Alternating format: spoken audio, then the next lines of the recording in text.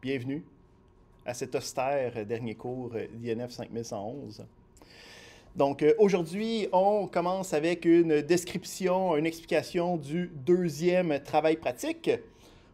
Premièrement, quelques modalités par rapport au deuxième travail pratique. Il se fait en équipe de jusqu'à 2 à 3 personnes. Vous pouvez aussi le faire de manière individuelle. Qu'est-ce qui est important de savoir, c'est qu'il faut rechoisir une équipe sur le site de Moodle, même si vous gardez les mêmes équipes, parce que si vous avez eu un gros falling out, c'est le temps de se trouver une autre équipe ou de faire ça de son côté de manière individuelle. Donc, pour la sélection d'équipe, l'activité de sélection va être disponible jusqu'au 9 décembre. Okay, donc, un petit peu plus d'une semaine. On va le rappeler la semaine prochaine, mais c'est pour éviter de pouvoir joiner une équipe plus tard, de voir la remise, et ainsi de suite. Éviter ce genre de fourberie. Donc, dès aujourd'hui, allez sur le site de cours, allez sélectionner votre équipe. Si vous faites une erreur, vous ne pouvez pas revenir en arrière. OK? Fait que entendez-vous sur le numéro de l'équipe avec votre coéquipier d'avance.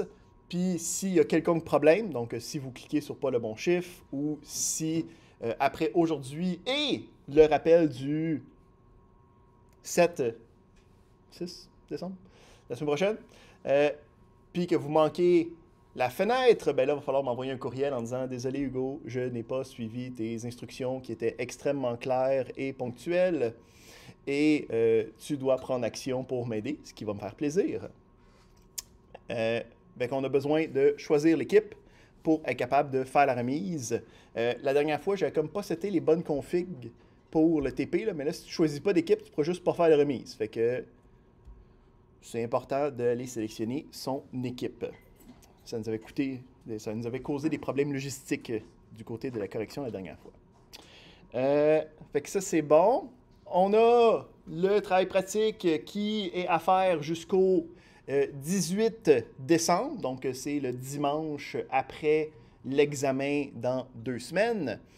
C'est à remettre avant 23h59, donc dans la journée du dimanche ou avant, hein, si vous voulez avoir un plus long temps des fêtes.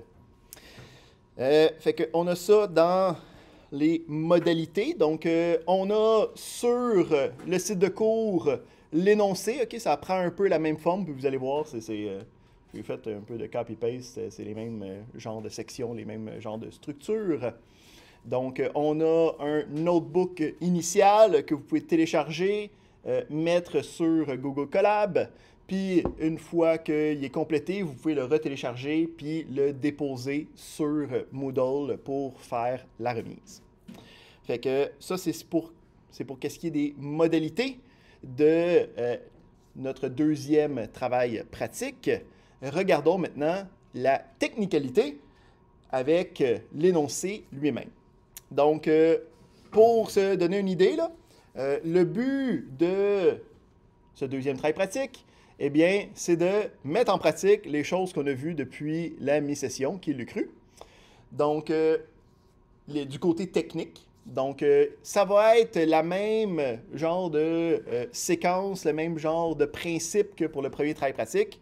On a des données qu'il va falloir être capable d'extraire, d'importer, amener dans notre système, dans notre environnement de Python. Mais cette fois-ci, la source de données va être une base de données MongoDB, okay, qui va avoir les informations qu'on veut recueillir.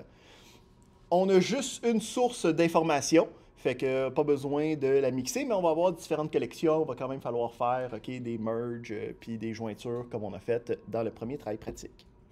Fait que si on regarde un peu c'est quoi cette partie-là, on a des informations de connexion. Donc, reprendre qu'est-ce qu'on a fait cette semaine dans l'atelier. Mais pas la partie qui était très longue, là, où c'est que tu le créais toi-même. Je te donne déjà les informations de connexion qui sont déjà préparées. Puis, tu te connectes. Puis, à l'intérieur de cette base de données-là, on va aller voir si, mettons, je la regarde un peu pour regarder de quoi ça a de l'air. J'ai ici on a un outil qui me permet de visualiser le contenu de cette base de données MongoDB-là. Donc, à l'intérieur de cette base de données MongoDB, j'ai une base de données qui s'appelle Northwind, dans laquelle on va avoir plusieurs collections. Donc, on se souvient, la collection, c'est au même niveau que la table. C'est ça qui contient les informations. Mais là, ce n'est pas des lignes, c'est des documents. Donc, on a une industrie quelconque, là, puis Northwind, c'est un sample de base de données, là, un sample de données assez commun. Okay? Donc, on va même le revoir aujourd'hui dans d'autres exemples. Fait que c'est une opération logistique très standard. Donc, on a différents produits. Je suis connecté, moi, là, ou y es-tu... hello? Attends une seconde. Connecté. Connecté. Connecté.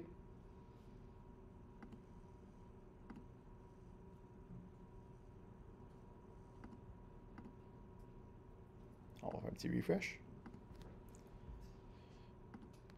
Je vais le repartir, puis on va faire un petit refresh. Ici, on va avoir besoin de ça. Petit instant.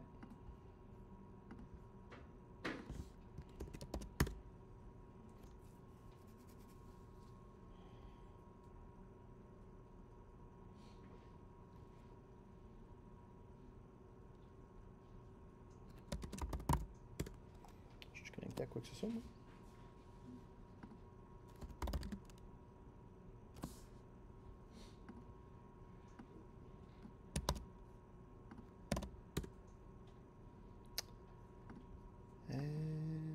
J'ai de la misère à faire mon affaire.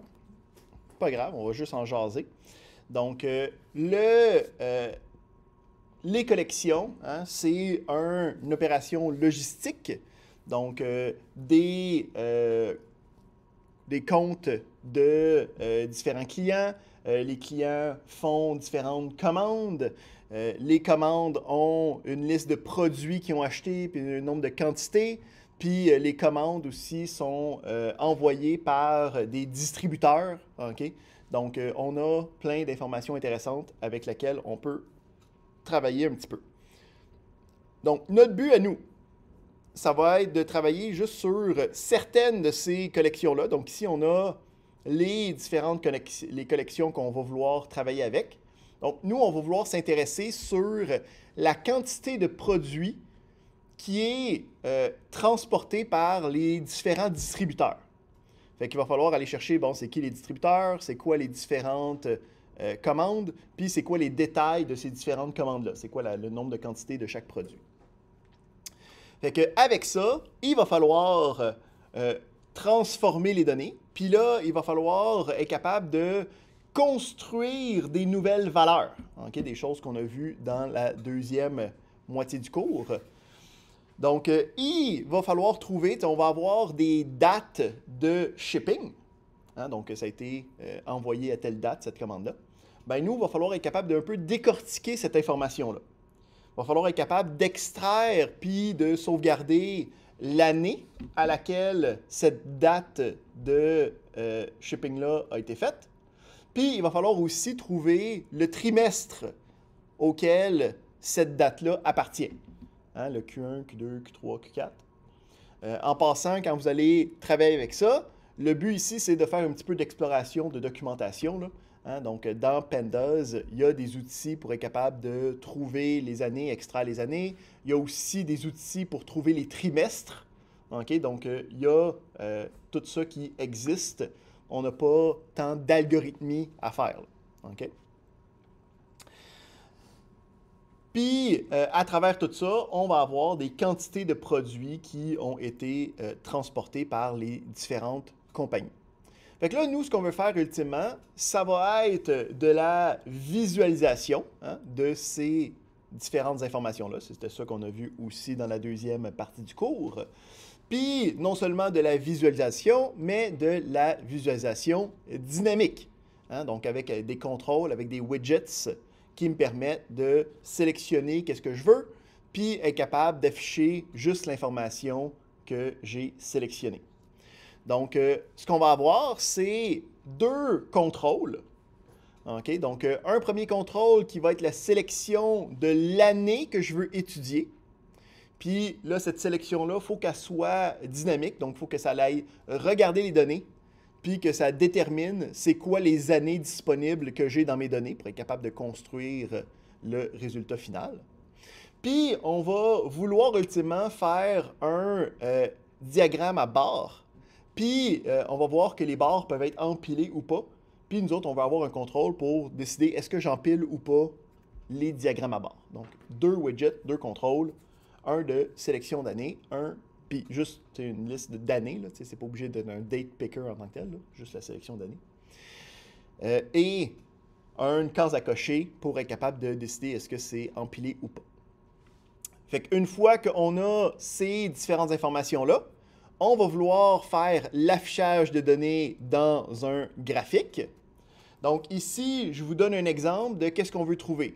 Ultimement, qu'est-ce qu'on veut trouver? C'est qu'on veut être capable de trouver la quantité de produits qui a été transporté par chaque distributeur à chaque trimestre à l'intérieur d'une année. Quand je l'ai dit, c'est très long, là. Mais si on regarde le graphique en même temps, hein, donc si on regarde le graphique, on a des diagrammes à barres sur chaque trimestre, Q1, Q2, Q3, Q4. On représente une seule année à la fois. Donc ici, dans le titre, on peut voir que c'est l'année 1997. Puis, on peut voir à gauche une quantité de produits. Puis, on a une légende qui nous dit c'est quoi les noms des différentes compagnies. Okay? Puis, le nombre de produits qu'ils ont distribués durant ce trimestre-là. Okay? Fait que ce que je peux dire de ça, c'est que en 1997, dans mon deuxième trimestre, dans le Q2, on a le Federal Shipping Company qui a shippé autour de 1500 produits. C'est ça. Puis là, ici... Oui. Que le Speed Express, il a shippé le 3800 moins les 1500, c'est bien ça? Exact. Puis c'est de là aussi que vient le deuxième. Fait que là, on a deux contrôles qui peuvent dynamiser ce graphique-là. On en a un qui va être capable de sélectionner l'année qui va être regardée. Hein, donc, j'aurai un contrôle. Là, je ne vous montre pas le contrôle. Là. Le contrôle sera à côté. Tu cliques sur 1996, 1998. Puis là, ça change les valeurs. Puis, on a un deuxième contrôle qui permet d'empiler ou pas. Okay? Puis là, si je déclique empiler, ben là, ça serait 3 diagrammes, un à côté de l'autre dans le Q2 pour voir une autre visualisation. Parce que là, ça me permet de peut-être voir en même temps la quantité totale, hein, de toutes les compagnies qui ont distribué les choses. Mais c'est peut-être pas ça que je veux. Je veux peut-être comparer la même compagnie en 2 trimestres. Hein, donc, se donner cette option-là, c'est notre deuxième élément dynamique. Toutes les présentations sont bonnes ou c'est un peu comme ça? Ben, ça, c'est à quoi vous devez... c'est ce que vous devez viser. OK? Si c'est pas avec autant de beaux froufrous, OK, avec le company name en haut, puis le titre, puis les différents axes, tout bien nommés comme ça, c'est quand même bon, mais c'est pas parfait. Puis, ouais, fait que c'est ça l'idée fondamentale. Donc, contrairement au premier travail pratique où c'est qu'on avait un paquet de petites affaires à aller chercher, là, on a juste une grosse affaire à aller chercher. Je vous avertis d'avance, c'est quand même une grosse affaire. OK? Je vous déconseille fortement d'attendre avant de commencer le travail. OK? Donc, je m'attends à recevoir 18 courriels le 16 décembre. Là, OK, là? Je sais que vous ne m'écoutez pas dans ce point de vue-là, mais je vous le dis d'avance, il y a beaucoup de minutie à faire. OK? Parce que là, on touche à beaucoup de systèmes, beaucoup de fonctionnalités qui ont beaucoup d'options. Hein? Donc, pour être capable de bien mettre ça en œuvre, là, ça prend du temps, de la lecture, de la pratique, pour être capable de tout bien amancher ça ensemble. mais ça fait vraiment une synthèse complète de ce que nous, on a fait durant la session. Là. Hein? Donc là, on part d'une source externe de données qui est un peu disparate. Ce n'est même pas une base de données SQL. On est capable d'extraire ces données-là. On est capable de les mélanger ensemble. On est capable de générer des nouvelles informations à partir de ces données-là, puis d'utiliser ces nouvelles informations-là pour créer une visualisation qui a pas de lien direct avec les données initiales. C'est vraiment quelque chose que tu ne peux pas voir dans les données facilement. C'est ça le but ultime de la science des données. C'est pas mal ça. Est-ce qu'on a interrogation, questionnement, dépression? On a plusieurs semaines. C'est pour ça aussi qu'on a les 2 ateliers qui vont être consacrés à ça, pour que vous arriviez avec des petits blocages là, pour être capable de travailler avec ça. Aussi, je vais rementionner que si vous avez des questions d'ordre général, n'hésitez pas à les poser sur le canal du Mattermost, hein, qui est linké sur le site de Moodle. Si vous avez des questions individuelles, particulièrement par rapport à votre code, par rapport à des erreurs, vous pouvez aussi me jaser soit directement avec moi ou les chargés de laboratoire pour qu'on puisse essayer de vous guider vers une solution optimale. Ça serait pas mal ça. Ça n'a-tu pas de l'air beau à la fin? Et que c'est beau. Je sens pas l'enthousiasme, là, mais...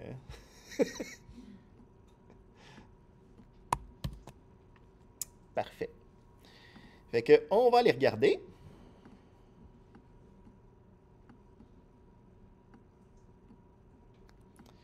Fait que ici, comme j'ai mentionné au début, ça met fin à la partie évaluée du cours d'INF 5111. On continue quand même pour le plaisir pur de l'apprentissage et on va aller regarder certains éléments connexes là, qui nous restent à l'intérieur du cours. Donc, on va aller regarder premièrement les autres bases de données qu'on avait délaissées la semaine passée avec les bases de données NoSQL. On va aller regarder le principe de la programmation orientée objet. Puis, on va aller aussi terminer avec les principes puis les technicalités de la programmation en utilisant de l'intelligence artificielle et de l'apprentissage machine. Évidemment, tout en surface, hein, juste pour s'outiller du vocabulaire, s'outiller des concepts, en sachant que ce ne sera pas évalué dans le cours, en sachant qu'on n'ira pas voir la minutie, la pratique de la chose. Fait qu'on commence avec où on s'était laissé la semaine passée, avec les bases de données NoSQL. Donc, petite remise en contexte. On a travaillé durant la majorité de la session sur les bases de données relationnelles. Okay? C'est des bases de données qui ont été créées dans les années 60-70, qui sont très stables, qui ont des règles, des garanties très, très, très formelles sur la durabilité, sur la cohérence, sur l'isolation, les principes acides, toutes ces affaires-là. Mais on s'est rendu compte dans l'informatique moderne que certaines problématiques ne pouvaient pas être résolues avec des bases de données relationnelles, particulièrement au niveau de la distributivité, okay, particulièrement au niveau de l'évolutivité, aussi par rapport aux données hétérogènes. Donc, hein, les bases de données relationnelles, ça a un schéma prédéfini, ça a des garanties, c'est des choses qui deviennent des inconvénients dans certaines problématiques. Fait qu'il y a eu des alternatives à des bases de données relationnelles qui ont été créées. Puis, juste par la grosseur puis la place que prennent les bases de données relationnelles puis donc les bases de données SQL, ben, ils se sont tous retrouvés dans le même regroupement, dans la même famille des bases de données NoSQL. OK? Donc, ils ne sont pas nécessairement pareils, hein, puis on a vu la semaine passée 2 de ces familles-là. La base de données clé-valeur avec Redis. J'ai été voir depuis la semaine passée comment ça se dit correctement, c'est Redis. Qui me permettait d'avoir une espèce, souvent comme une cache, hein, juste de sauvegarder une clé avec la valeur, d'être capable d'aller retrouver cette information-là. Puis, on avait vu aussi la base de données à base de documents, hein, qu'on va utiliser dans le deuxième travail pratique 2, avec MongoDB, qui était très orienté sur les structures de données hétérogènes, qui était très, très, très compatible aussi avec la manière de sauvegarder de l'information sur le web. Fait qu'avec tout ça, il existe 2 autres familles de bases de données NoSQL. Là, okay? Puis le No en passant, c'est pas nécessairement No comme dans le sens non. Là, okay? Avec le temps, il y a des bases de données qui ressemblent à utiliser du simili SQL, mais que c'est pas des bases de données relationnelles. Fait que le No, ils ont changé ça pour que c'est un other than. Comme ça en est quelque chose de plus. Hein? C'est juste pas relationnel, c'est pas les mêmes garanties, mais ça se peut que ça ressemble à du SQL pareil, okay? Dépendamment de ce que tu as besoin. Parlant de cet élément-là, on va aller regarder une qui ressemble beaucoup à ce qu'on avait auparavant avec les bases de données, avec famille colonne ou famille de colonnes, okay? En column family en anglais, avec l'exemple de Cassandra, qui est l'implémentation la plus reconnue de ça. Donc, nous, on a travaillé beaucoup avec les bases de données relationnelles. On est très conscient de c'est quoi une table, hein, où c'est que tu as différentes colonnes, puis que chacune des informations que tu enregistres s'enregistre sur une ligne. Puis, l'information, quand elle est sauvegardée avec l'enregistrement. Fait que l'enregistrement complet est pris comme étant un bloc d'information. C'est ça qui est enregistré, okay? Puis je suis capable d'aller rechercher ce bloc-là facilement. Bien, les bases de données avec des familles de colonnes, c'est le même principe initial. J'ai quand même des tables, j'ai quand même des lignes d'information, okay? Puis je rentre les informations ligne par ligne. Mais on a une différenciation fondamentale sur comment est-ce que j'enregistre la dite information.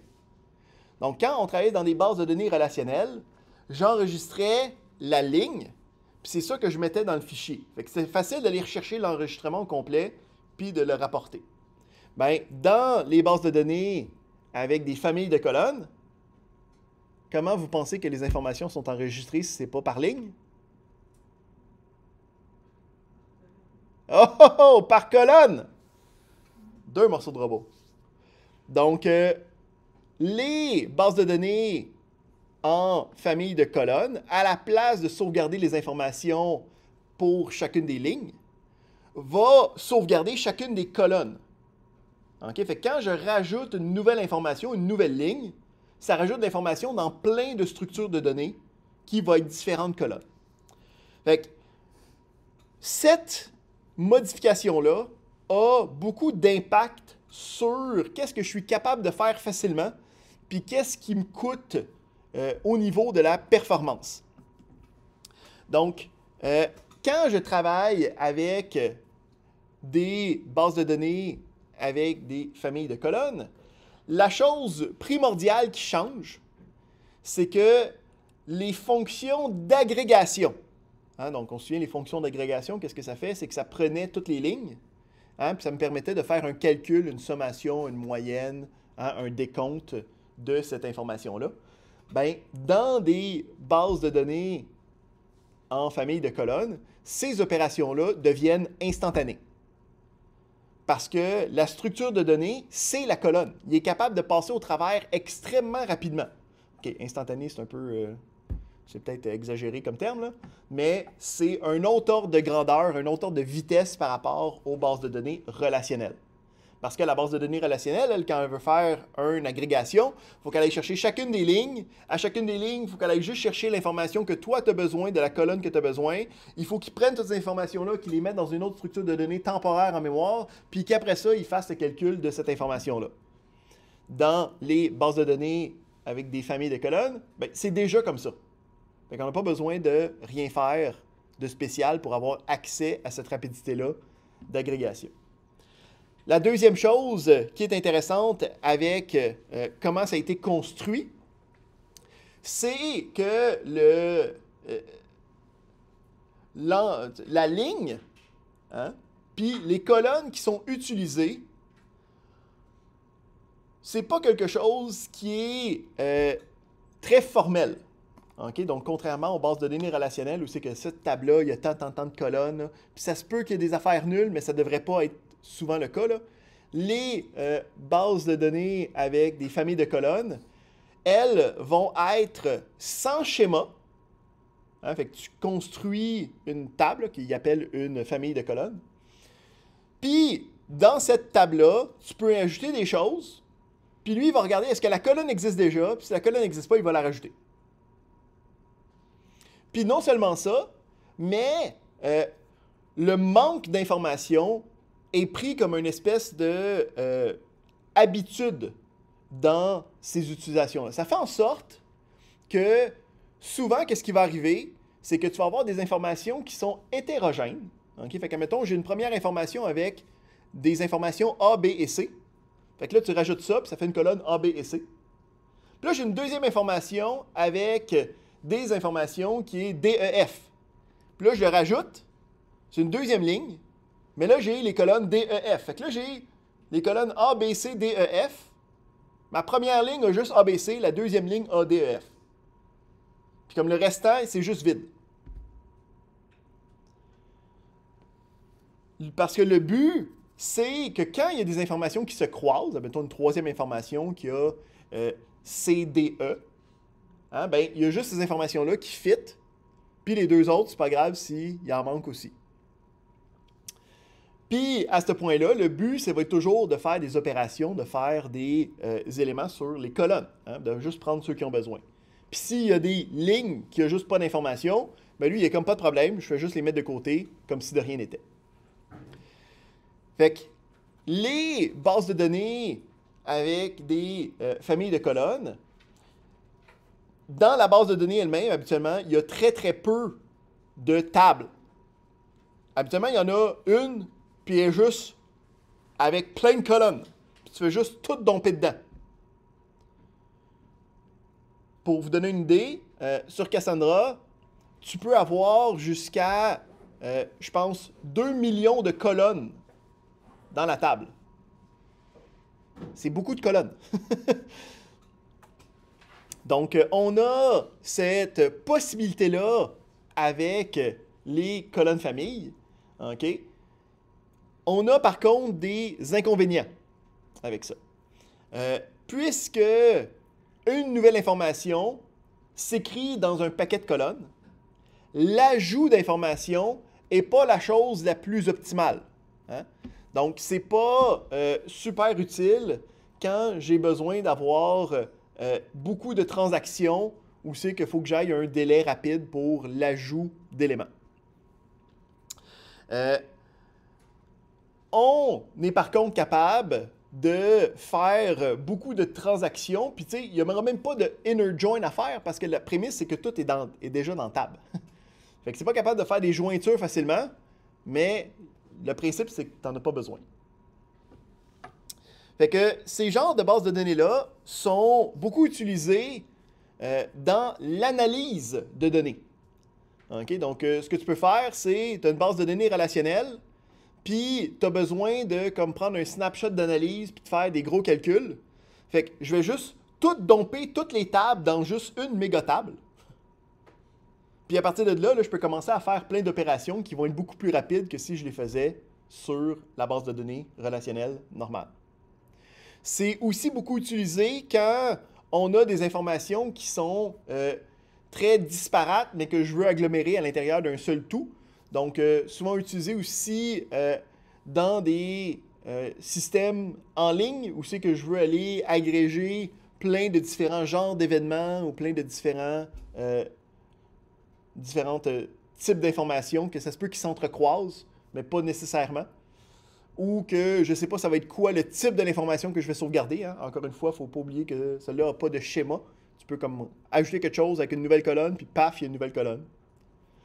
Fait que, il est optimisé pour avoir beaucoup de colonnes, puis que dans les informations, il y a beaucoup de vide entre les différentes informations, parce que tu utilises juste les colonnes que tu as besoin pour la ligne que tu es en train de travailler. Qu'est-ce qui est intéressant, c'est que ça reste quand même très semblable à des tables. Ici.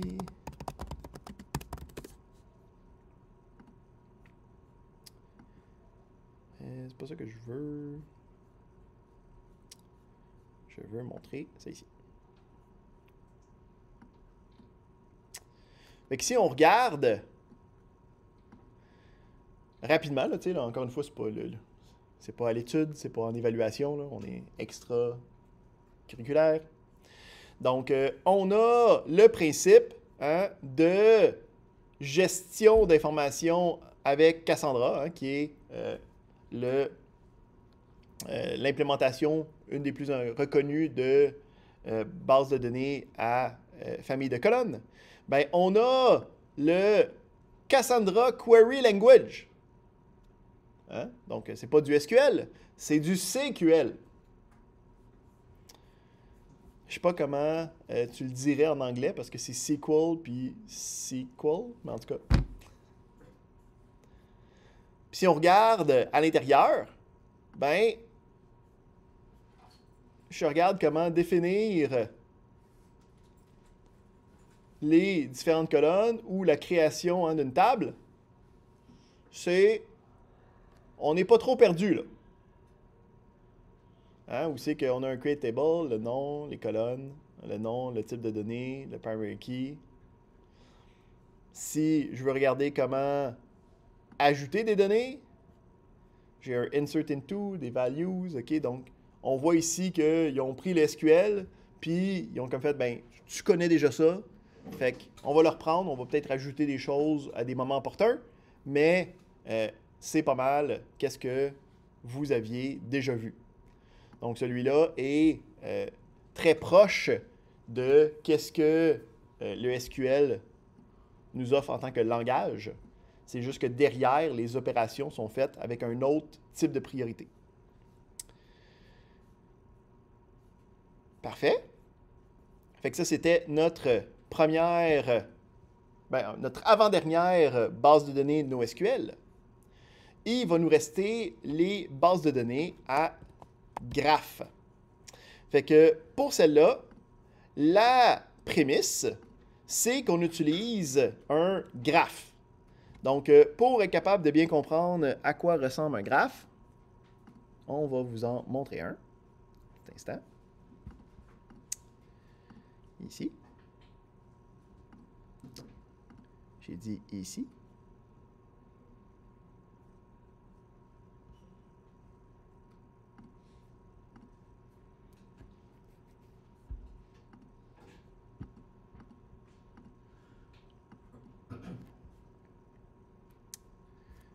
J'ai-tu une meilleure image que ça ou je vous montre tout de suite là?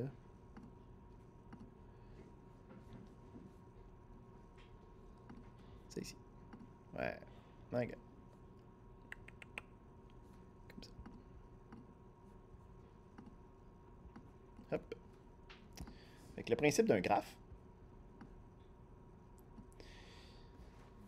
c'est le principe que on va avoir des éléments, okay, des éléments sauvegardés. Donc, on va avoir ce qu'on appelle des nœuds. Okay, donc, en anglais, c'est des nodes. Puis, chaque node représente une entité.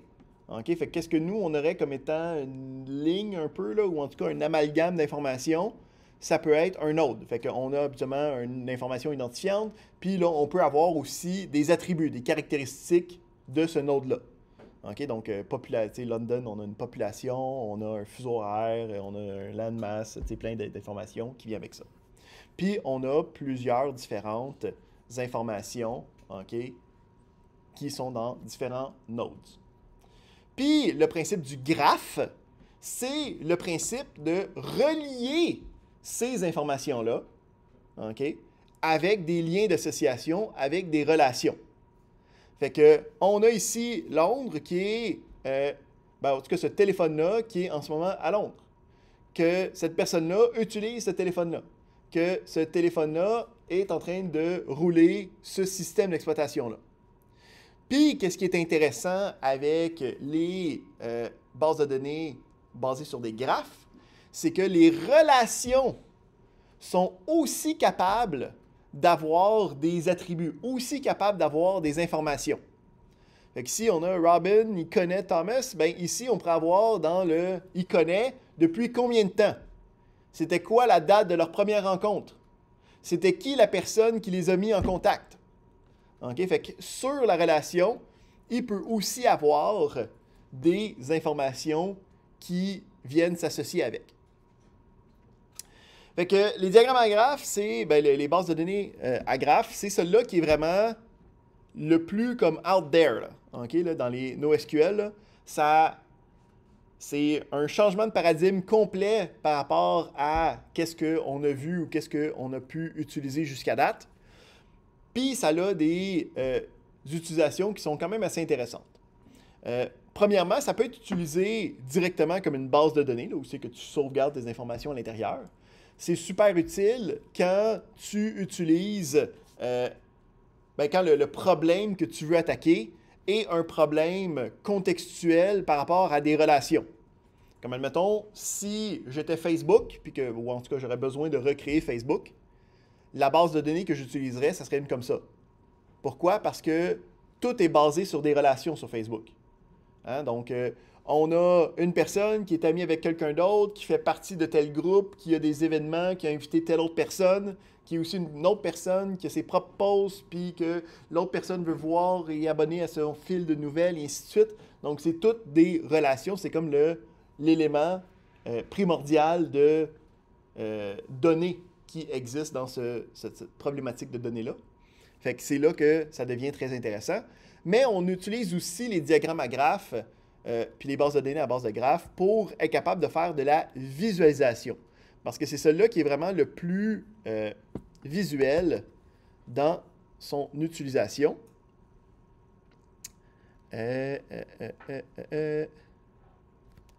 Laissez-moi aller vous chercher l'exemple de ça. Je vais aller partir.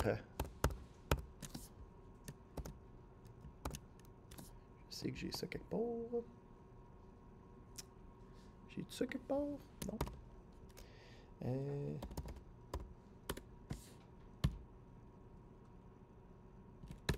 C'est ici. Un petit instant, il faut que je reparte mon affaire. Là.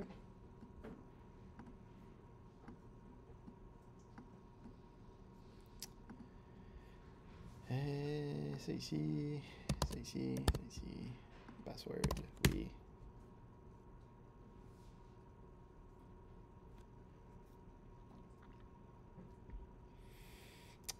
Parfait, comme ça. Ici. Yep, là. Fait qu'ici, j'ai un peu comme MongoDB, un peu comme toutes les autres bases de données, tu peux avoir une version info nuagique qui te gère ça tout dans son côté. Puis lui, en plus, t'offre une interface de visualisation. Fait que là, ici, j'ai importé les mêmes données qu'est-ce qu'on avait avec notre deuxième travail pratique. Là. Fait qu'ici, on a la compagnie Northwind qui a des employés, des commandes, des produits, des régions, des distributeurs. OK? Quelle catégorie fait quoi, et ainsi de suite. C'est tout dans ces éléments-là. Puis, là, qu'est-ce qui est intéressant, c'est que, par défaut, moi, j'ai une visualisation qui n'a rien à l'intérieur. Puis là, moi, je peux décider qu'est-ce que moi, je veux visualiser. Puis c'est quoi les genres de relations que je veux visualiser. Fait que je peux commencer en disant, je veux juste voir les catégories.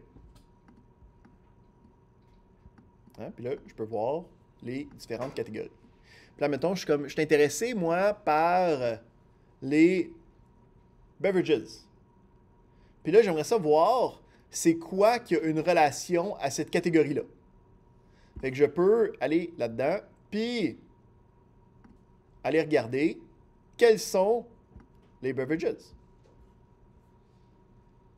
Hein? Donc là, je peux voir ici les différents produits, hein? Parce qu'ici, on peut voir que c'est matché en couleur avec l'information. Puis là, j'ai comme, OK, ben peut-être que j'aimerais ça voir c'est quoi ici le lien que j'ai avec celui-là. Hein? Il a été commandé combien de fois? Je peux ici aller savoir, ben, premièrement, c'est qui le fournit, c'est qui le fournisseur. Ou je peux aller voir c'est quoi les différentes commandes qui ont demandé ça. C'est qui les commandes qui ont demandé ça. Puis là, ici, on a les différentes commandes. Puis, les différentes commandes, je peux aller, OK, voir c'est qui l'a shippé cette commande-là. Dans notre cas ici, on va aller au bout. Hein, c'était juste un shipper qui a shippé cette information-là. Mais j'ai pu comme aller driller dans les informations. Je peux aussi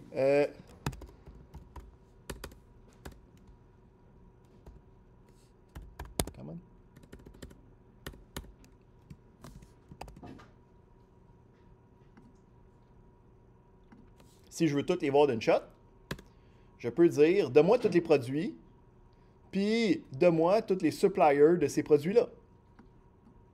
Hein, rajoute-moi ça dans mon élément. Puis là, je peux voir ici, ben, les différents produits. Celui-là est géré par celui-là, tout ceux-là est géré par celui-là.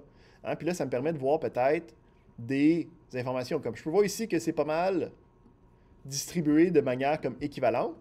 Mais je peux voir ici que j'ai un ou deux suppliers là, qui me donnent plus de produits. Hein? Peut-être que je voudrais aller jaser avec eux autres pour avoir un meilleur prix. Je sais pas. Donc, on a ce genre de visualisation-là qui est disponible dans les bases de données à type de graphe. On a aussi la possibilité de faire des requêtes directement. Donc, on va aller ici dans un gentil tutoriel, voir des exemples de requêtes. Ça, c'est bon. Fait que je peux faire des requêtes qui utilisent le même genre de... Ben, pas le même genre, là, mais un langage similaire au SQL. Hein, donc, on peut voir ici, on a match, je veux des produits, je veux que ça me retourne le produit que j'ai nommé N, mais je veux que tu m'en retournes juste 25. Fait que là, je peux voir ici, j'ai 25 produits qui ont été mis, OK, complètement de manière aléatoire. Puis là, moi, si je veux, je peux commencer à essayer de voir c'est quoi les liens que j'ai avec ça. Puis là, je peux voir ici que ben, j'ai des liens de ce côté-là, OK, parce que je suis supplyé par celui-là. Ça fait partie de la catégorie beverage. Puis je peux voir tout le monde qui a commandé. Là. Je peux voir tous les liens qu'il y a avec cet élément-là de produit. Fait qu'on est capable de faire des requêtes. On peut même faire des requêtes un petit peu plus avec des liens. Donc, je veux voir c'est quoi les suppliers qui donnent des produits. Puis, je veux encore une fois juste en limiter à 25 éléments. Puis, on est aussi capable de aller chercher des informations qui sont numériques. Okay? Donc, au besoin, on n'est pas obligé d'avoir juste des informations sous un graphe. Là. Je peux aussi faire une requête qui va me donner quelque chose de plus typique à ce qu'on pourrait s'attendre avec du SQL, mais avec une hiérarchie d'informations qui est différente. Où c'est que c'est à travers les liens plutôt que de faire des jointures ou de faire des choses un petit peu disparates. Donc, c'est une autre manière d'un peu de penser, une autre manière de voir les informations pour aller chercher. Donc, ça ici, c'est je veux avoir tous les clients qui ont fait des commandes avec des produits à l'intérieur, mais je veux que le produit fasse partie de la catégorie Produce. Donc, ça, c'est comme une espèce de limitateur, un filtre. Puis à partir de là, ben là, je peux dire, je veux avoir une sommation, donc une agrégation de sommation des quantités pour chacun des clients qui rentrent là-dedans. Fait que là, ici, j'ai pour chaque client le nombre de produits de la catégorie Produce qui a été acheté.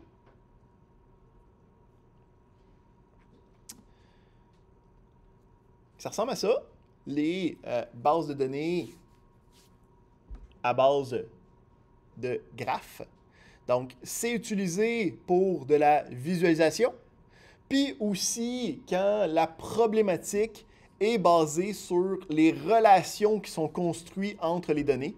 C'est aussi un outil qui est privilégié dans ce cas-là. Je vous dirais quand même que c'est celle-là qui est la moins populaire, okay, par sa difficulté initiale d'apprentissage. C'est un autre paradigme, il faut avoir une expertise spécifique là-dedans. Tu sais, comme je vous montrais Cassandra tantôt, là, je vous montrais le CQL, puis en une soirée, vous serez capable de faire des choses avec les connaissances que vous avez déjà. Là, ici, il faudrait passer une couple de semaines pour être capable de faire des tutoriels, être capable de bien comprendre la minutie de ce paradigme-là. Donc, c'est une qui est en ce moment, je dirais, sous-utilisée par rapport à son potentiel.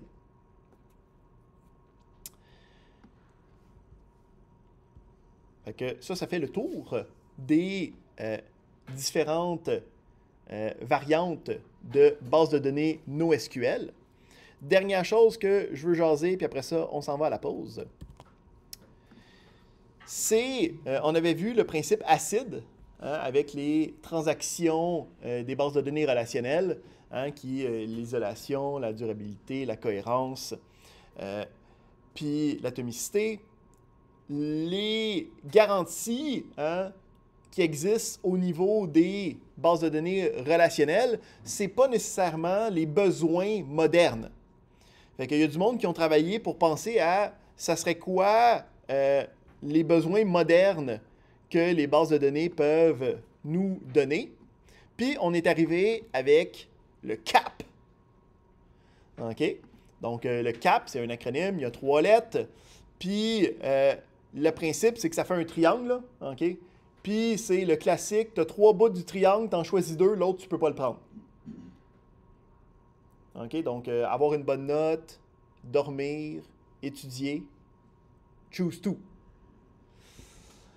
C'est le même principe ici, mais c'est des descriptions différentes. Donc, on a le consistency, donc la constance, la cohérence. Donc, ça ici, c'est le principe que quand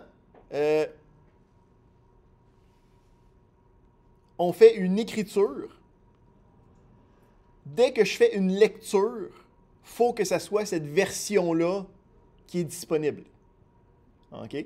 Donc, dès que je fais une écriture, cette information-là, ça va être la prochaine information que je vais recevoir en lecture, ou que je ne peux juste pas le faire tant que ce n'est pas propagé, blablabla. On a le deuxième critère, qui est la disponibilité, le availability. Ça, c'est le principe que on va toujours recevoir une réponse, okay, qui n'est pas une erreur. Fait que ça, c'est... On ne peut pas avoir la garantie qu'on a la dernière écriture. Hein? Puis là, on peut voir, hein, c'est un peu un contre l'autre, là, ici. Là, c'est ça le... Puis, on a le troisième, qui est la tolérance au partitionnement ou la distributivité.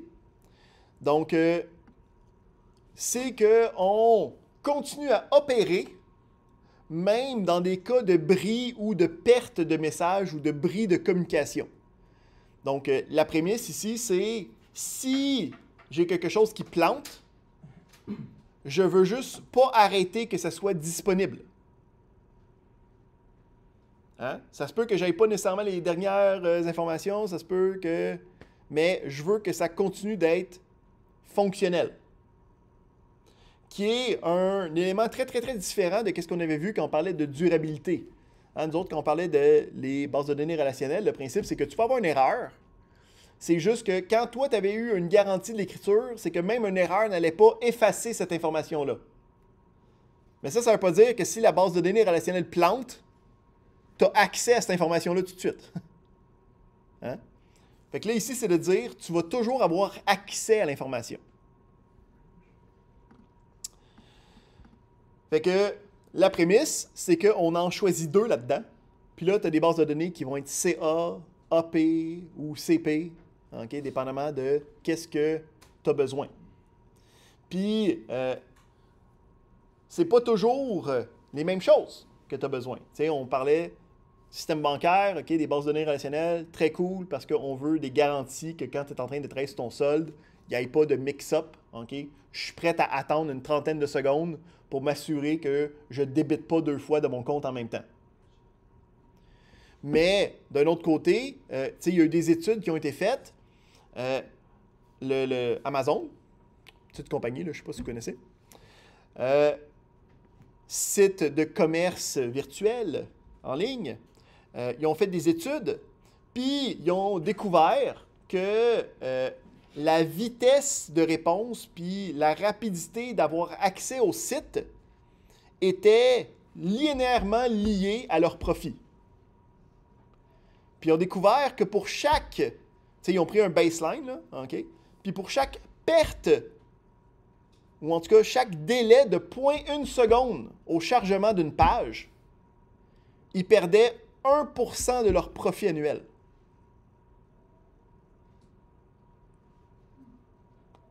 Ça va vite. Eux autres, ils s'en foutent que tu aies la bonne information right now. Ils veulent que tu aies une information right now. C'est ça qui est important. Autre chose pour parler des genres de différentes problématiques. Autre petite compagnie, OK? Ils font compétition en blockbuster, là. Ça s'appelle Netflix. Eux, distribution de vidéos en streaming, hein, c'est ça leur produit. Puis, eux, qu'est-ce qui est important, c'est que ça reste disponible. Hein? Si tu cliques sur le film, il faut que ça joue. Il ne faut pas que ça spinne dans le vide. Fait que eux, pour être capables de mettre ça dans leur mentalité d'entreprise, que les choses, il faut qu'ils soient disponibles. Pardon. Dans leurs architectures de production, là, okay? Donc, qu'est-ce qui roule dans la vraie vie puis que nous, on utilise, là? Il y a un service à l'intérieur de ça qui s'appelle le Chaos Monkey. Okay? Le singe du chaos. Puis, le principe de ce logiciel-là, c'est de faire, de gérer, de lancer de manière aléatoire des bris dans l'infrastructure. Comme aujourd'hui, le singe, qu'est-ce qu'il fait? Il fait en sorte que ce centre de données-là n'est plus accessible pendant 1 heure. Il fait en sorte que le service d'inscription de compte, OK, la manière normale, elle ne fonctionne plus. De manière aléatoire. Parce que eux autres, ils prennent pour acquis que ça va arriver. Hein? Puis en prenant pour acquis que ça va arriver, tu construis des services, des systèmes internes, des architectures qui sont robustes à la faille. Fait qu'à la place d'attendre, eux autres se sont dit, on va le mettre comme étant une garantie. C'est garanti qu'à un moment donné, ce que tu fais, ça va se faire casser. Qu'est-ce qui arrive quand c'est ça qui arrive?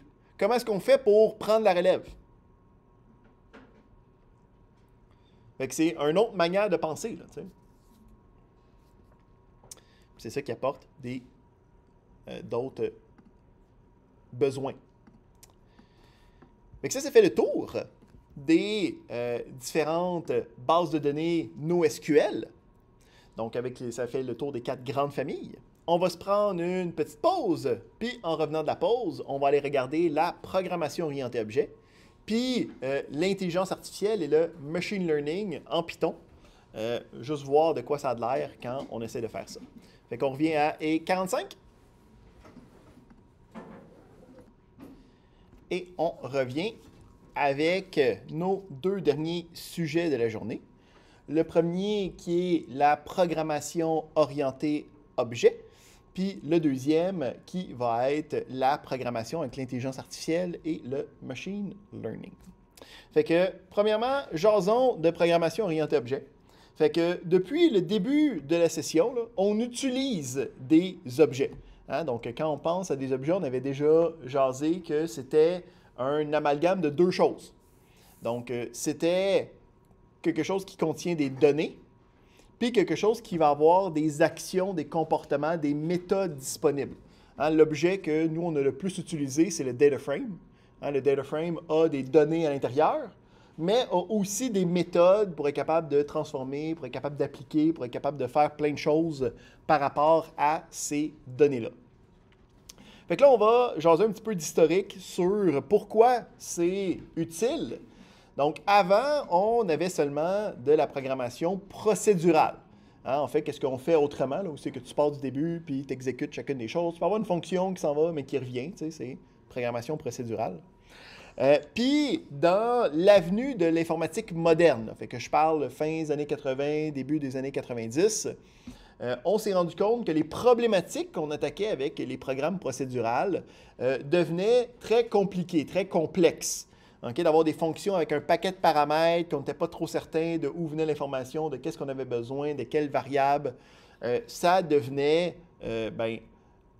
c'était plus maintenable. On n'était plus capable de facilement ajouter des fonctionnalités. On avait de la difficulté à maintenir les fonctionnalités déjà existantes quand on trouvait une problématique. Fait qu'on avait bien de la misère à comme, arriver à la prochaine étape du monde de l'informatique. Puis, c'est là qu'un nouveau paradigme de programmation, une nouvelle manière de penser au problème est arrivée avec la programmation orientée objet. Puis, ça nous a vraiment permis de débloquer l'informatique moderne, puis d'évoluer, puis d'attaquer des problèmes de plus en plus complexes. Puis, c'est encore aujourd'hui le paradigme de programmation qui est le plus répandu, qui est le plus utilisé.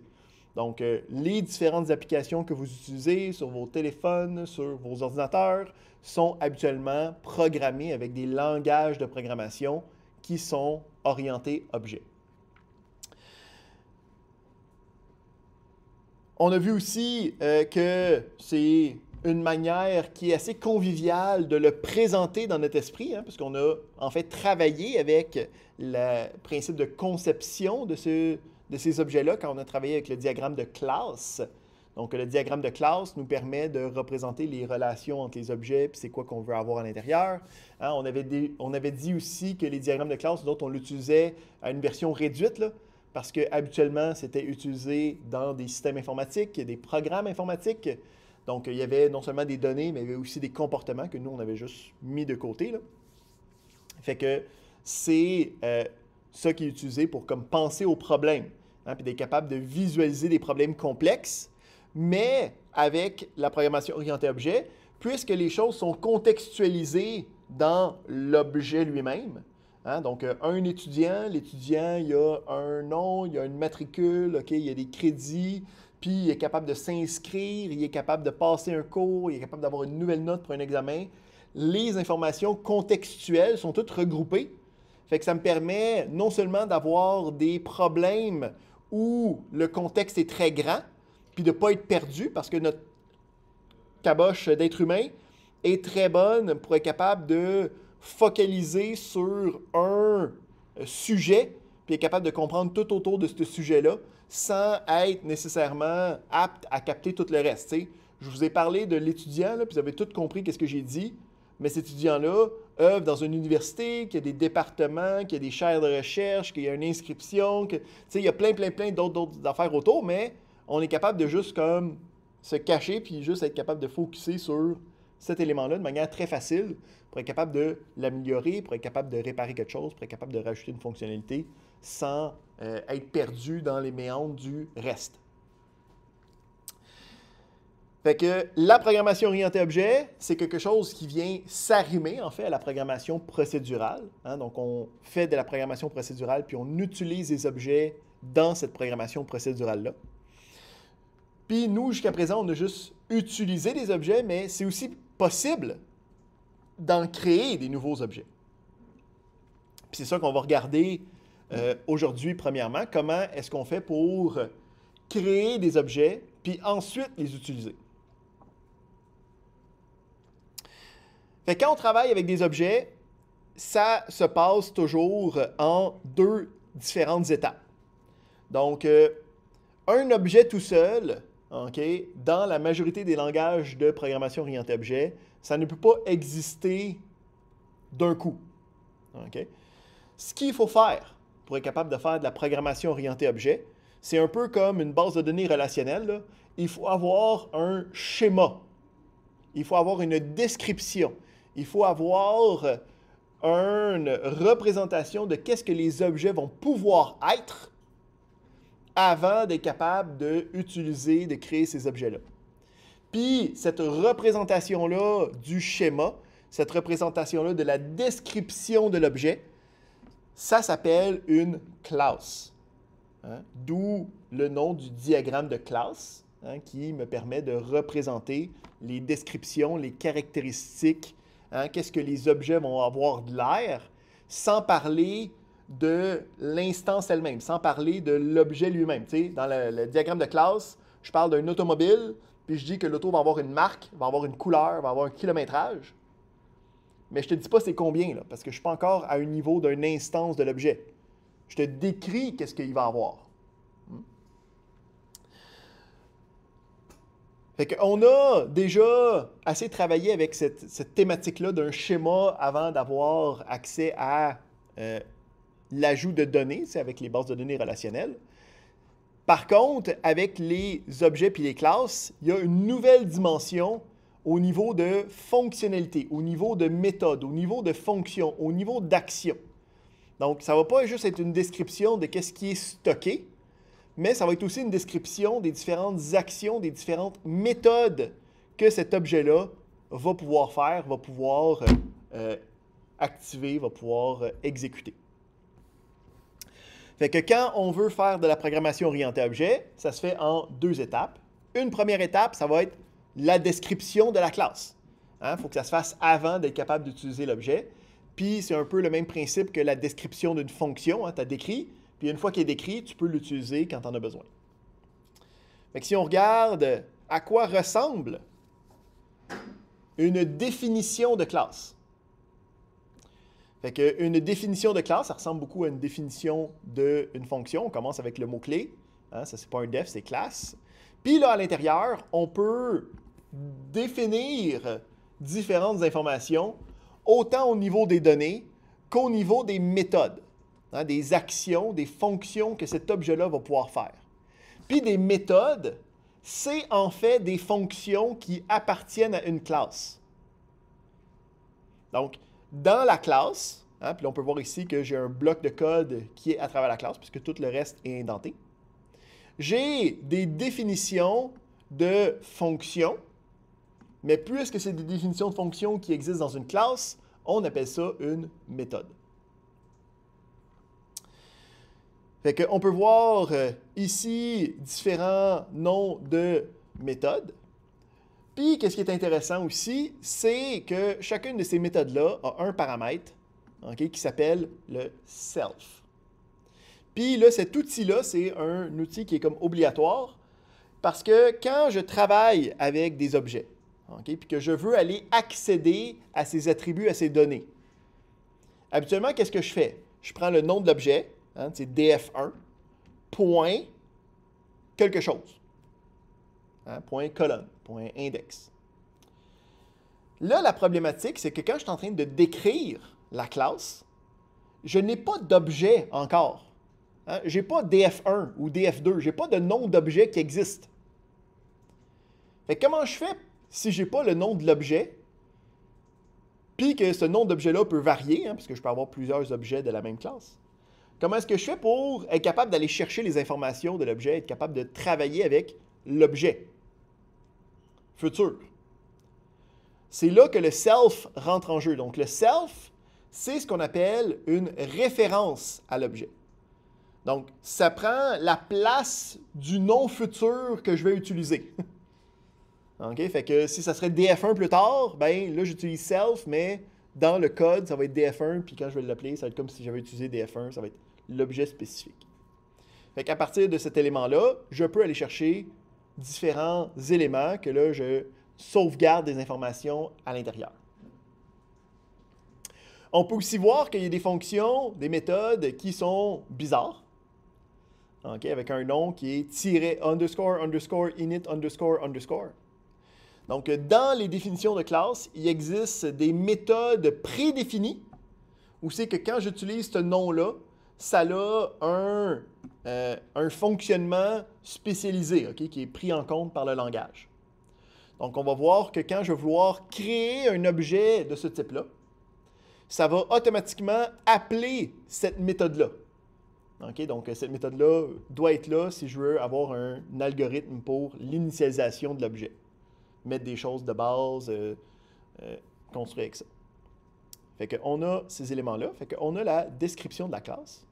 Puis une fois que la classe est faite, quand je vais vouloir utiliser la dite classe, il va falloir que j'utilise ce qu'on appelle le constructeur de la classe. Le constructeur, c'est en fait le nom de la classe comme si c'était une fonction. Fait qu'on peut voir ici, j'avais ma classe coin. On peut aussi voir que une norme de nomenclature, c'est que les noms de classe commencent avec une majuscule. Comme ça, on est capable de les différencier facilement. Puis on voit qu'on l'utilise. En fait, ça va appeler le init, puis ça va construire l'objet, puis là, ça va me le retourner, puis là, moi, je vais pouvoir l'assigner à une variable.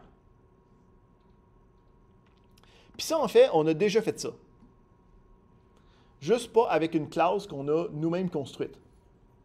Hein, quand on crée des data frames, on avait vu qu'on pouvait avoir des structures de données, puis là, on faisait comme pd.dataframe avec un D majuscule. Puis on peut mettre des choses à l'intérieur, puis ça nous construit un data frame. Fait que c'est le même principe, en fait. Puis si on s'en va voir dans la documentation, OK? Donc là, on est des experts de la documentation, on sait comment lire ça, c'est même plus un problème. Par contre, il y a un petit point, un petit lien qu'on n'a pas touché encore, qui était celui-là ici, là, le show source. Fait qu'on a la description de qu'est-ce que c'est, mais je peux aller voir le code qui gère ça, pour voir de quoi ça a l'air. Cliquons. Puis si je peux voir, ben c'est quoi? C'est une classe. Hein? Là, on peut voir qu'il y a des affaires de plus après les éléments de la classe. Une des choses qui est utile dans la programmation orientée objet, c'est des choses qu'on avait vues dans la description du diagramme de classe. On avait vu la généralisation puis la spécialisation, hein, qui me permettait de séparer une partie commune à plusieurs choses, puis d'avoir la spécialisation qui avait les éléments pour ne pas avoir à dédoubler, hein, du code ou des éléments. C'est ça qui est présenté ici. On n'ira pas dans les détails de ça, mais si on regarde, bon, là, il y a de la documentation, OK? Puis après ça, si je regarde, ben j'ai quoi? J'ai une méthode qui est la méthode init, hein, qu'on a parlé tantôt. Puis là, si on regarde, là, ici, il y a beaucoup de méthodes, là. OK? Parce que c'est une classe complexe qui fait plein de choses. OK? From dict, blablabla, il y a plein de différentes manières de travailler avec le data frame. Mais le principe, c'est que c'est la structure qu'on vient tout juste de voir, là. C'est la description d'une classe avec des méthodes spécialisées, puis ça me permet d'avoir une classe pour faire de la programmation orientée objet. Puis après ça, une fois qu'on a l'objet, bien là, je peux aller chercher dans l'objet les différentes méthodes, les différents attributs, dépendamment de qu'est-ce que je suis en train de travailler, qu'est-ce que je suis en train de faire avec le 10 objet. Fait que ça fait le tour de quoi je voulais vous parler avec la programmation orientée objet. Et il nous reste à voir aujourd'hui la programmation avec de l'intelligence artificielle ou du machine learning. Fait que je n'irai pas dans les détails mathématiques de comment ça marche l'intelligence artificielle, hein, on va rester très en surface. Mais on va jaser un peu de qu'est-ce que ça prend pour être capable de faire ça. OK? Fait que la première chose qu'on va aller jaser, c'est le principe que on a des librairies pour faire ça. Donc, avec la science des données, hein, on avait vu que Pandas était la librairie de prédilection qui nous permettait de faire tout ce qu'on voulait. Pour l'apprentissage machine, pour de l'intelligence artificielle, c'est scikit-learn qui est le be-all, end-all de toutes les affaires que je pourrais vouloir faire dans ce domaine-là. OK? Donc, c'est bâti sur NumPy, c'est bâti sur Matplotlib, c'est compatible avec Pandas, donc tu sais, ils se connaissent, là, ils sont bien chummés, là, ok, c'est le même genre de domaine derrière ça. Fait que ici, ce qu'il faut comprendre, premièrement, c'est on va jaser un peu de c'est quoi l'intelligence artificielle, ok, dans son terme généralisé. L'intelligence artificielle, c'est d'être capable de demander à un ordi de prendre une décision à ma place. Okay? Donc, à sa base là, fondamentale, c'est ça de l'intelligence artificielle. Fait qu'un paquet de if, c'est un algorithme d'intelligence artificielle. Hein, pour dire si telle chose, puis si t'as pas l'autre chose, puis si telle chose, fais telle affaire. Si c'est une action, ça tombe dans le domaine de l'intelligence artificielle.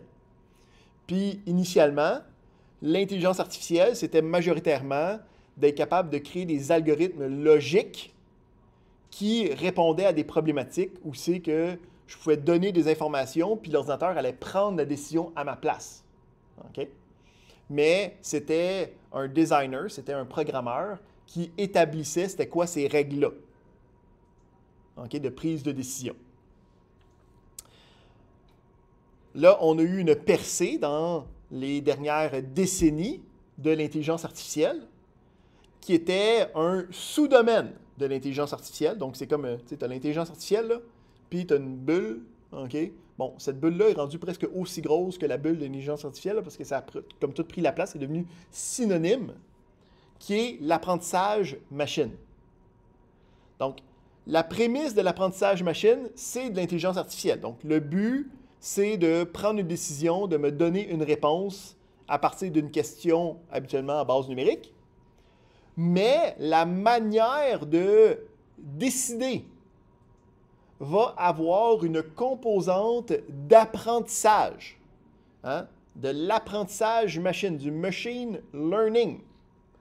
Donc, dans le principe d'apprentissage, c'est d'être capable de dire à un algorithme, voici des données que je te donne du problème, puis prends ces données-là, puis tweak tes if, puis tes conditionnels, puis tes affaires, pour que quand je vais te donner un autre set de données, tu arrives plus proche de la réponse. Puis je te donne un autre set de données, puis tu vas arriver plus proche de la réponse. Puis je te donne un autre set de données, puis tu vas arriver plus proche de la réponse. Puis en te donnant un paquet de sets de données, tu vas être capable d'avoir assez tweaké les choses pour que tu aies appris de ces différentes tentatives-là initiales. Puis que là, quand moi je te donne un nouveau set, tu es capable de dire, ben ça donne telle réponse. Ou ça donne telle action, ou c'est ça le résultat escompté.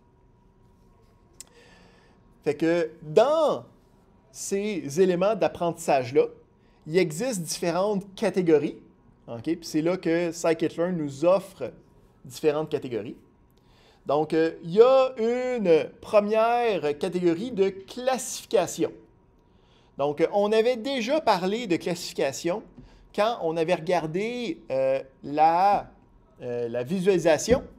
Hein? On avait regardé un set de données qui était des sets de données de plantes, le Iris Dataset, où c'est que c'était quelqu'un qui avait regardé la taille des pétales des sépales, puis qu'il avait dit, bien, celui-là, c'est telle plante. Puis là, celui-là, c'est telle plante. Puis là, celui-là, c'est telle plante. Puis là, le but, c'est d'être capable de prendre ces données-là, puis de dire, bien, je vais essayer d'apprendre de ces données-là. Puis quand je vais t'en donner une nouvelle, si j'ai une plante qui a telle taille, telle dimension, dis-moi c'est laquelle.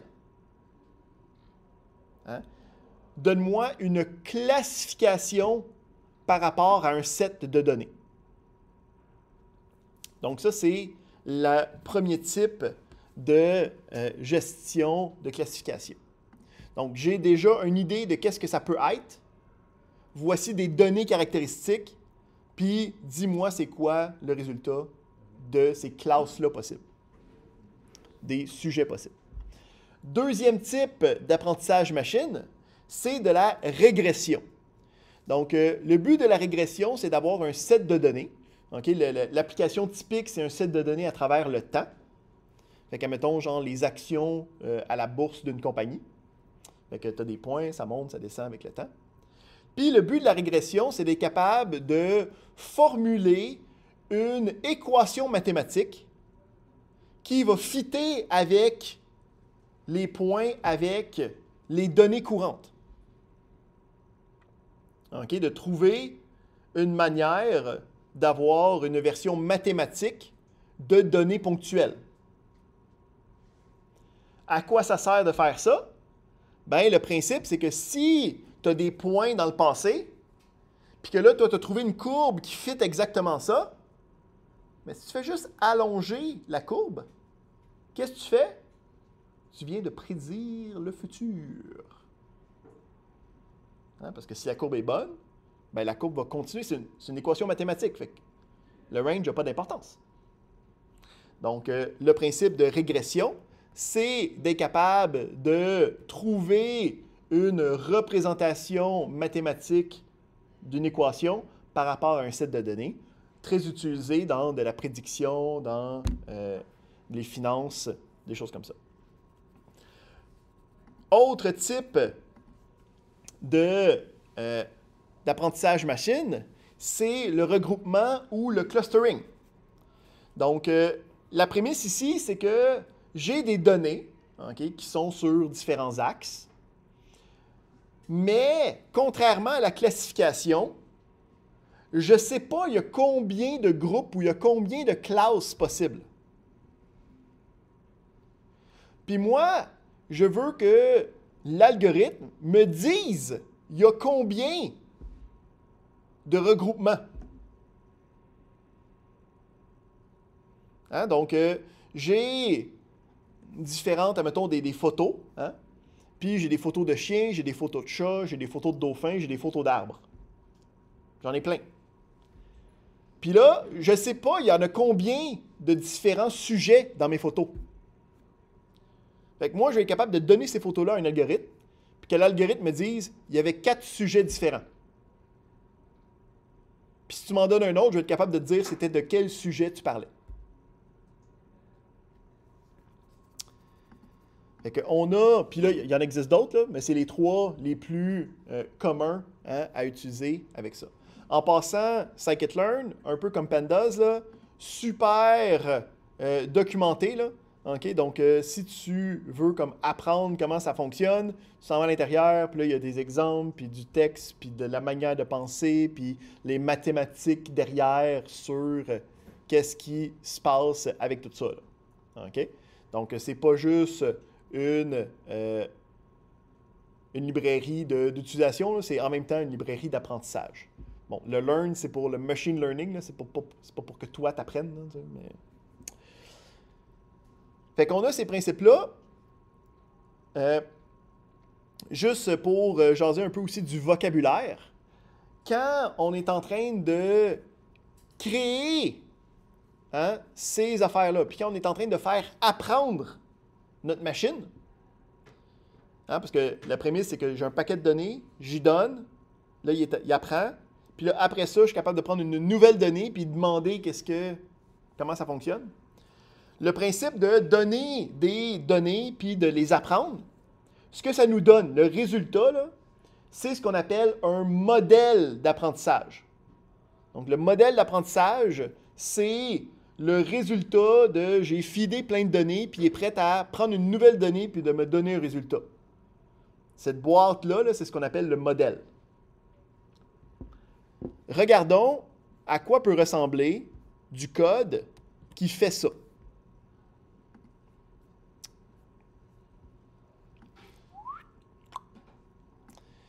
Donc ici, on est sur Kaggle, que j'avais déjà jasé. C'est une autre plateforme infonuagique dans laquelle tu peux avoir des notebooks.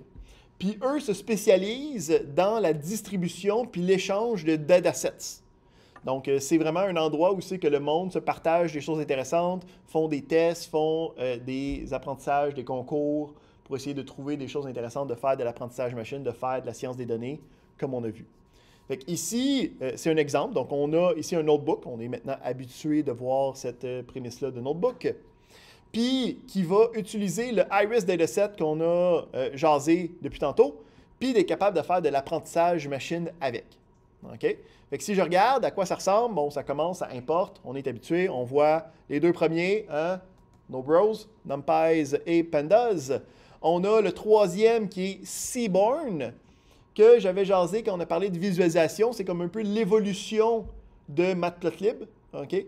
Donc, c'est juste basé sur Matplotlib avec des visuellement un petit peu meilleurs. Puis, on va voir aussi qu'il y a des fonctionnalités avancées qui me permettent de faciliter l'utilisation. On peut voir qu'il importe quand même Matplotlib. Puis, on peut voir ici qu'il importe un paquet d'affaires à partir de scikit-learn parce que ça va être les librairies de machine learning. On a ensuite les données, qui est un read CSV. Hein? On est des pros de ça, même plus besoin d'en jaser. On a lu un CSV, on est capable d'avoir ça dans un data frame, puis on est capable de travailler avec ça. Fait que si on regarde, juste un petit rappel de à quoi ressemblent les données. Fait que ici, on peut voir le head, hein, les premières lignes. Puis on peut voir ici qu'on a 4 informations, puis une classification. C'est quoi la plante spécifique? Puis ça, c'était les mesures de la dite plante. Si on demande les informations, on voit qu'il y en a 150 lignes, hein, 150 informations. Puis, si on regarde, il y a 50 de chaque. Ah, donc, on peut voir ici. Là, ici, je vais quand même assez vite là, parce que on est supposé être semi-habitué. On a notre data frame, on va chercher une colonne spécifique, on utilise une opération. Là, ici, c'est le value count qui va aller me dire il y en a combien de chaque. Fait qu'on peut voir ici que sur les 150 lignes, il y a 50 de chaque plante qu'on veut identifier. Si on fait un petit peu de visualisation, hein, on est aussi des pros là-dedans pour se partir. On avait vu ça, mais là, ici, on va utiliser le Seaborn pour être capable de faire ce qu'on appelle un pair plot qui va me représenter tous les différents axes possibles des deux, puisqu'on a 4 valeurs, d'être capable de regarder chacun des axes un contre l'autre pour voir est-ce que la classification va être facile. Fait qu'on peut voir ici, on a la largeur des sépales, OK? Longueur des sépales, longueur pétale. Puis là, ici, on a la même version. Hein? Fait que quand c'est un contre un autre, ben là, il va tout mettre les points pour essayer de voir est-ce qu'il y a des classifications faciles avec ça. Hein? Ça me permet d'avoir juste une idée à quel point ça va être difficile ou pas. Donc, je peux voir ici que, encore une fois, hein, on avait vu que le rose semble être quand même assez facile à distinguer. Puis, on en avait ici qui vont être un petit peu plus difficiles, mais quand même, on devrait être capable de, avec toutes les différentes variations, là, être capable d'avoir un bon résultat. Fait que, bon, là, ici, il y a d'autres graphiques pour démontrer les mêmes genres de valeurs, mais c'est pas ce que moi, je veux représenter. Fait que, on va avoir ensuite la séparation des données. Okay? Parce que là, on a les données caractéristiques, qui va être la longueur, la largeur des sépales puis des pétales.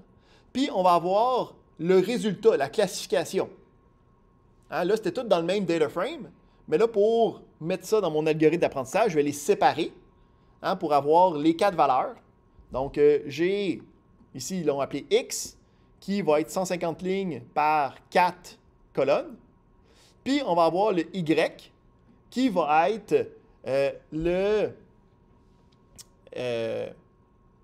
la classification, le résultat que je veux avoir. Hein? Donc, X, c'est mes données d'apprentissage. Y, c'est mes résultats. Fait que à quoi ça ressemble de faire ça? Là? Fait que le principe, c'est que quand je travaille avec ça, je peux prendre les données, y donner, puis qu'il fasse un apprentissage. Puis, je peux redonner les données. Là. Je peux y refaire des apprentissages, puis voir à quel point ça a marché ou pas. Fait que ici, je peux voir que j'ai essayé, puis j'ai juste un 25 apprentissages. Okay? J'essaie de le faire 25 fois. Puis, je vais toujours donner le même set de données, puis j'essaie d'apprendre de ça Puis là, on va tester est-ce que ça a bien marché ou pas. À quel point tu réussis à prédire les informations.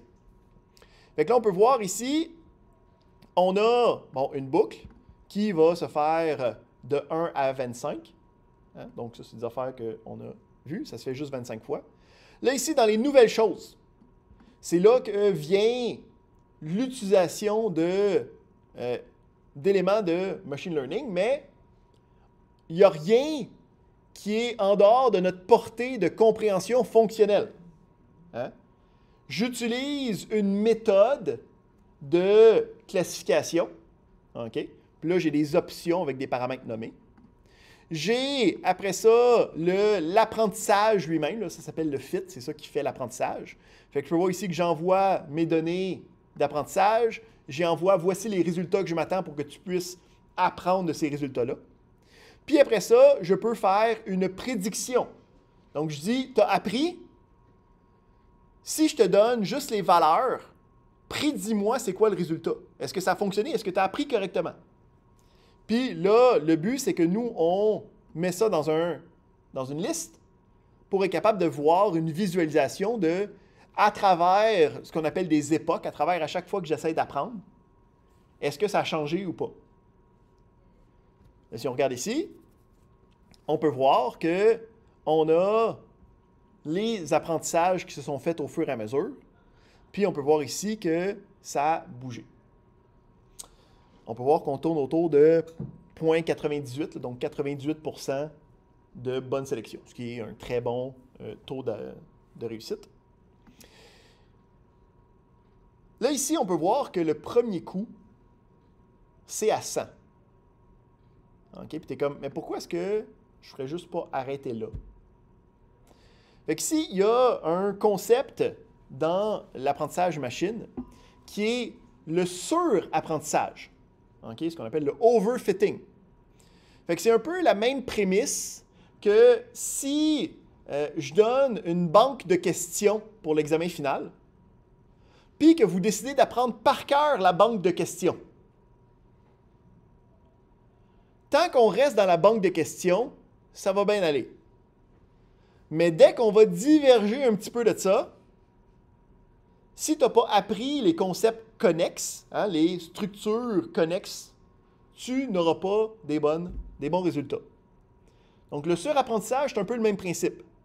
C'est que si tu fais juste apprendre sur le set, puis tu te testes sur le même set, ben si tu le fais juste trop de fois ou si tu ne fais pas attention, tu vas penser que tu es très bon, mais tu es très bon à reconnaître ton set de données. Tu n'es pas bon à reconnaître la forme générale de la chose. Fait que ici, ce qu'on peut faire, c'est être capable de prendre le set de données initial, puis à la place de tout le prendre, puis de le mettre dans ma machine d'apprentissage, puis après ça, de le tester après, ce que je vais faire, c'est que je vais prendre mon set, puis je vais le couper en deux. Je vais prendre la première partie, puis cette première partie-là, je vais la mettre pour l'apprentissage. Puis une fois qu'il a appris, ce que je vais faire, c'est que je vais prendre le deuxième set, le set qu'il n'a jamais vu, pour essayer de voir est-ce que ça donne les bons résultats. Hein? Puis ça me permet d'avoir une meilleure représentation de l'apprentissage, de la connaissance de mon modèle. Hein? Mon modèle qui est le résultat de mon algorithme d'apprentissage. Fait que si on regarde, c'est à quoi ça ressemble, là, le genre de choses qui se passe avec ça. Fait qu'on a notre X puis notre Y. Hein? Puis là, nous autres, on dit, je veux avoir une répartition de 40%, 60%. OK? Fait que 60% d'apprentissage, puis 40% de test. Puis là, lui, ce qu'il fait, c'est qu'il va me donner un X puis un Y, mais séparé en deux. Un qui est pour l'apprentissage, puis une qui est pour le test par la suite, pour la validation. Fait qu'on voit que je suis rendu à la place d'avoir juste un X, un Y. Je suis rendu avec un X d'apprentissage, un X de texte, un Y d'apprentissage, un Y de test. Puis on peut voir ici le séparer en 90 et 60. On va avoir mon 40%. Puis là, le principe, c'est que je garde le même algorithme. J'essaye de faire ça 25 fois. Je fais mon apprentissage, mais là, avec mes données d'apprentissage. Mais après ça, quand j'essaie de faire la prédiction, voir si ça a marché ou pas, là, j'utilise mes données de test, hein, qu'ils ne connaissaient pas, qui n'étaient pas dans la banque de questions initiale. Puis là, ça me permet de tester est-ce que c'est la bonne information ultimement. Puis on peut voir ici, en fait, qu'en lui donnant plus de lousse, hein, puis en le forçant moins à apprendre des choses spécifiques, il est capable d'avoir un meilleur résultat. Mais on peut voir aussi que de le faire trop longtemps, on voit que ça redescend, là. OK? Donc, en apprentissage machine, là, il y a beaucoup de feeling. OK? Comme pourquoi est-ce que j'arrêterais pas à 15 ou à 10? Je pourrais. Il n'y a pas de bonne raison pourquoi est-ce qu'on a pris 25. C'est juste parce que souvent, ça marche. OK? C'est un peu ésotérique. OK? Ça fait peur. Hein? Mais ça fonctionne ultimement. Fait que on continue à aller là-dedans.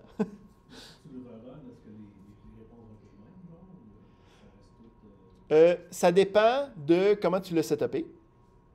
Donc ici, on a ce code-là qui dicte que il va avoir, tu sais, il va pas juste, parce que si tu lui demandes juste de couper, il va prendre le set, puis il va couper à 40%, tu sais.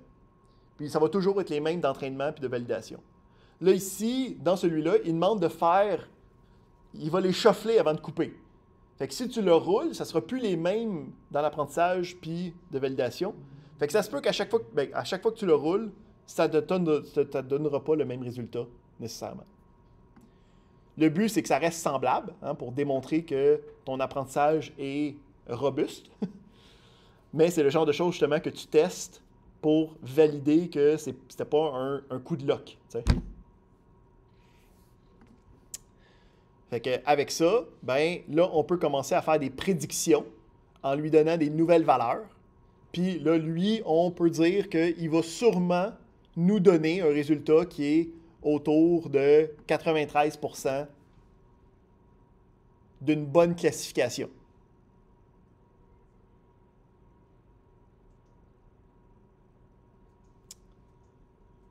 Puis c'est ça, le machine learning.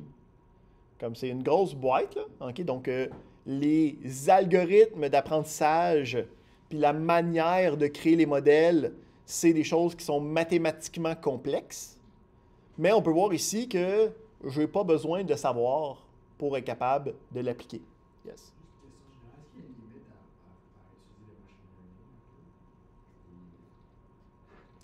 Définis limite.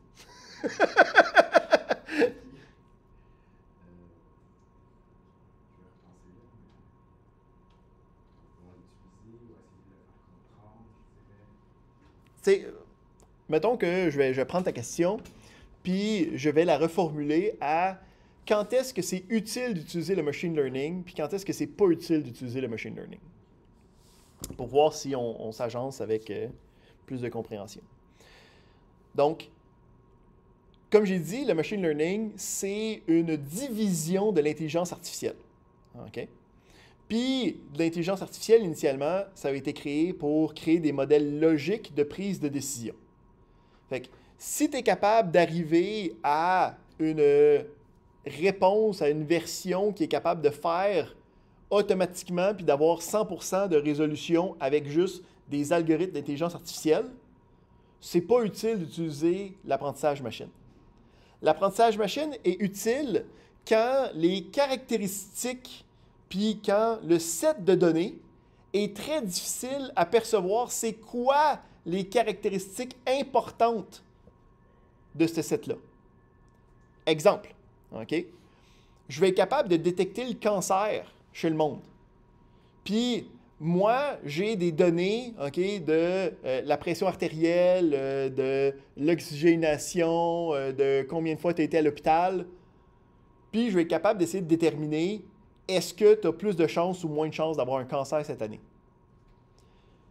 En tant qu'être humain, on a beaucoup de misère à essayer de faire sortir ces patterns-là pour voir c'est quoi qui est important pour détecter ça. Parce qu'on n'a pas de cause à effet direct. Les algorithmes d'apprentissage machine, c'est là qui révolutionnent littéralement différents domaines. Parce que eux vont être capables de prendre ça, puis on va être capable de voir est-ce qu'il y a des patterns qui émergent. Hein? Parce que là, ça va bien, là, on a 93%, 96% d'accuracy, là. Mais la majorité du temps, quand tu es en machine learning, c'est que ça ne te donne aucune corrélation. Puis là, il faut que tu travailles sur est-ce que j'enlève certaines données que je pense qui viennent flouer la donne? Est-ce que j'essaie de prendre la donnée puis de la décortiquer pour qu'elle soit plus dynamique? Tu sais, comme est-ce que les dates de tes opérations médicales ont de l'importance ou est-ce que c'est l'heure dans la journée qui est important? Hein? Mais moi, j'ai juste la date. Fait que là, moi, il faudrait que je crée des nouvelles données, comme vous allez faire, mettons, avec les trimestres, pour que cette nouvelle donnée-là devienne une nouvelle caractéristique, puis que là, ça puisse être comme représenté dans l'algorithme de machine learning. Donc, en ce moment, on est en train de pousser les limites de c'est quoi les choses qui sont capables d'être résolues avec des techniques d'apprentissage, là. Puis on est loin d'avoir atteint la limite. OK? On ne sait pas encore c'est quoi. Je ne veux pas dire qu'il n'y en a pas, là, puisque dans la vie, parler de manière absolue comme ça, c'est pas une bonne pratique. Mais comme en ce moment, là, on est en pleine flèche de comme on attaque plein de nouveaux problèmes, puis on est capable de régler plein de nouvelles choses avec ça. Puis comme c'est d'être capable de l'appliquer facilement en ce moment qui est une problématique. Parce que, comme j'ai dit, il y a beaucoup d'éléments qui n'a pas de raisonnement scientifique pour la prise de décision derrière, même si le résultat est réel. Tu sais, comme ici, si j'avais arrêté mon algorithme à la 15e, j'aurais eu 100% d'accuracy. Puis j'ai continué, puis ça a descendu. Est-ce que j'aurais dû arrêter à 15? Possiblement. Est-ce qu'il y a une raison pourquoi je voudrais arrêter à 15 plutôt qu'à 25, plutôt qu'à 30, plutôt qu'à 100? Ben, c'est parce que je l'ai testé, puis c'est ça qui m'a donné le meilleur résultat. Mais ça, c'est pas très scientifique. Hein? Il n'y a pas de raisonnement derrière. C'est qu'on regarde qu'est-ce qui est bon, puis c'est ça qu'on applique. Fait en ce moment, on est très dans... On voit que ça marche, puis on ne sait pas encore nécessairement la minutie de pourquoi est-ce qu'on prend des bonnes décisions pour faire que ça marche. Fait qu'on est un peu dans le Far West. Fait qu'on... Les limites, on les connaît pas pantoute, là, parce qu'on sait même pas pourquoi qu'est-ce qu'on fait. Ça marche si bien, des fois, puis pas d'autres, tu sais, comme il n'y a pas de... Puis ça, c'est une problématique, en fait, de l'apprentissage machine moderne, parce que si tu n'es pas capable de justifier quelque chose, ça peut devenir problématique. Il y a eu des problématiques très, très, très réelles, comme, admettons, puis, tu sais, c'est des affaires connes, tu sais, mais des logiciels de reconnaissance faciale. Hein? Donc, tu prends une image, hein, puis tu donnes l'image à l'ordinateur, il y a un modèle, il est capable de détecter et où la face. Ben, l'apprentissage machine va va apprendre de ce que tu as donné. Fait qu'une des problématiques des premières versions de reconnaissance faciale, c'est que c'était capable de reconnaître des hommes blancs. Ben, c'est l'éthique des données, tu sais. Puis la prémisse de...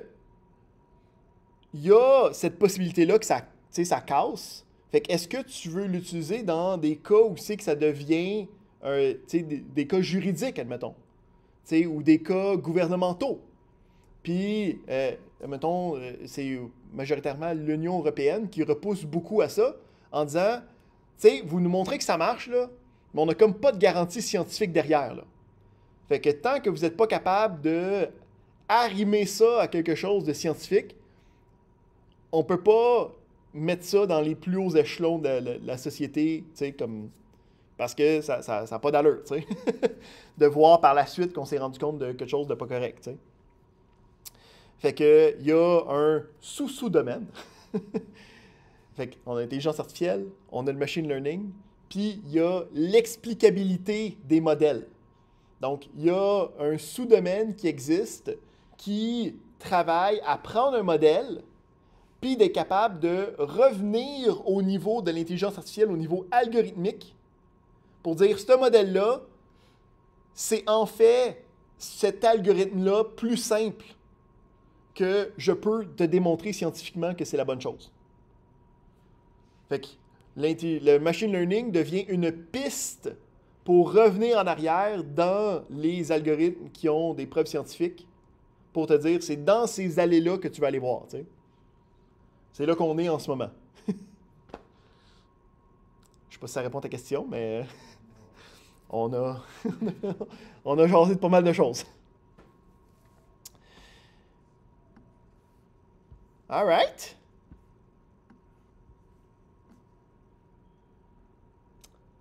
Je vous ai tout appris. Tout. Fait que ça va clôturer la partie magistrale d'INF 5111. La semaine prochaine, on fait une révision pratique, explication, variation sur l'examen final. Les 2 dernières séances d'atelier vont être consacrées pour vous aider à vous débloquer avec le 2e travail pratique. Sinon, on va avoir l'examen qui va être dans 2 semaines, qu'on va expliquer en détail la semaine prochaine. C'est tout pour aujourd'hui. Bonne semaine à tous. Et à la prochaine.